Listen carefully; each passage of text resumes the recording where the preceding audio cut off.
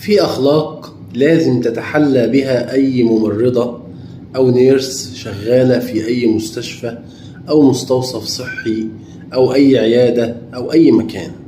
لازم تكون ناضجة في تصرفاتها وفي فكرها.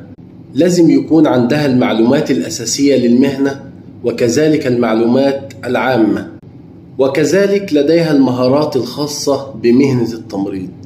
ازاي تعرف تركب كانولا، ازاي تعرف تركب قسطرة بولية، ازاي تعرف تركب نيزوجاستريك تيوب، رايل، ازاي تعرف تعمل اي مهارات خاصة بالمريض بتاعها. يكون لديها الاتجاهات السليمة نحو مهنتها وهي مهنة التمريض.